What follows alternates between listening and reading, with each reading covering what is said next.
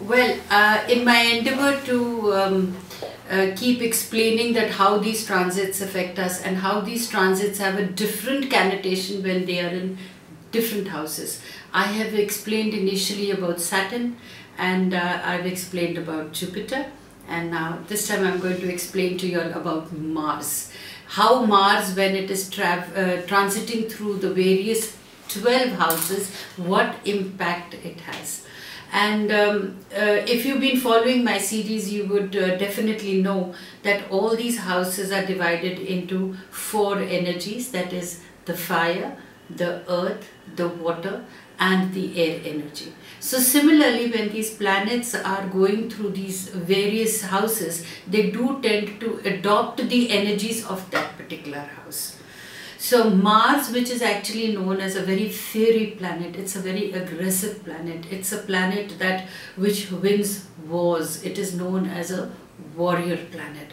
It can be used constructively and it can be used destructively depending upon the person's or the individual's persona. But at the same time, since our body is also made out of these 4 elements, that is water, air, earth and fire, these elements tend to have or build the attitude within us. So when these planets come into a particular sign and coordinate with the elements of our body, we can use it constructively or destructively. And now when you all are seeing your chart, you have to see where your Mars planet is placed. More often than not, Mars and Venus is in and around your sun sign. So you could probably look into your chart and see which sign your planet is placed in the natal chart. So how your attitude is developed during that time, and then what is the transit showing, because the transits are always different. And then accordingly analyze it. But this is for your general explanation. You can't completely tune it into your life. So you must understand that when the planets are transiting the various houses, what do they demand of us? See, it's never a question of predictions. It's always, like, I maintain the fact that life is what you make it. So you have to learn how to create your own prophecies by understanding what the planets are demanding of us and how we are supposed to act in a particular way when a particular planet is in a particular house. Mars transiting the 12th house, Pisces, which is a water sign. This is a time to research and reflect your goals. So it can be a time when past actions catch up with you, and this is not necessarily a bad thing. It could also be a time when much of your energy is channeled into private matters, or when you prefer that others not observe what you are doing. So it's again, I call it a period of introspection. I call it a period of addressing issues which resurface. I call it a period where your past actions catch up with you, and it doesn't mean that your past actions catch up with you and therefore detriment. In my positive way, I would say that when your past catches up with you, you can either own up to those actions, rectify them and improve your future, because denying them is not going to serve your purpose. Denying them means you're digging a well for yourself, digging your own grave. So don't deny, just accept it, and we are all evolve as human beings. So basically when Mars is transiting the 12th house, it talks about evolution. It talks about introspection. The ramifications are that you need to rectify wherever you felt that the things were going wrong. Now this is something which is very, very natural. So unconscious behavior patterns could influence the way you assert yourself. So you have to be very aware of what your patterns are in life, because unconscious behavior patterns could influence the way you assert yourself. Some may experience insomnia during this period. At times people say, I used to sleep very well, and suddenly I realized that insomnia has set in.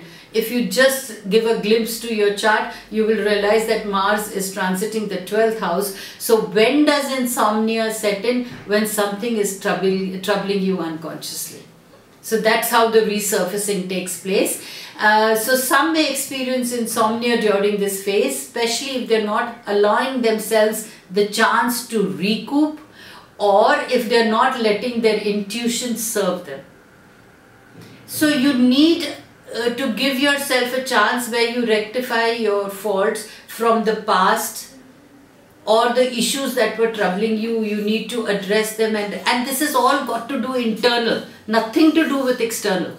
So you need to listen to your intuition. You need to look into your own eyes at night during this time, because your eyes always speak the truth to yourself, and you will realize where you have gone wrong in the past. You rectify it in the present, and you will see that everything just falls into place. Some may experience insomnia during this phase, especially if they're not allowing themselves the chance to recoup, and if they're not letting their intuition serve them. Others may enjoy a more active dream life. This includes even daydreaming. And if allowed to run free, the imagination can serve them very well, especially with regards to their goals and self-concepts or the new concepts. What happens when Mars is traveling the 12th house? It is known as the house of regeneration. It is known as the house of redevelopment. So it is also known as a house of new concepts. So whenever these new ideas are coming, and at times I always feel that daydreaming is a very, very healthy habit. But again, you haven't got to go to the extreme where you're only dreaming.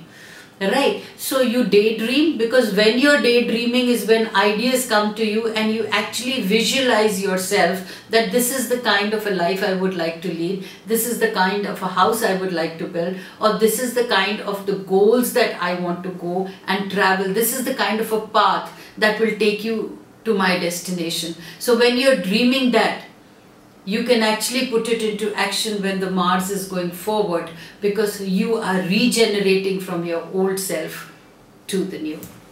The transit of Mars takes 23 months to travel in all the zodiac signs. Basically, when you will look into your own chart, you will realize where the transit is, because the almanac does gives us all the dates. But just to give a clue to my clients, you must know that from January to March 9th, Mars is transiting Aries. And from March 10th onwards, it's transiting Taurus. So probably then further on, if you want to know how it is, you can divide these 23 months and you will realize where the Mars is transiting.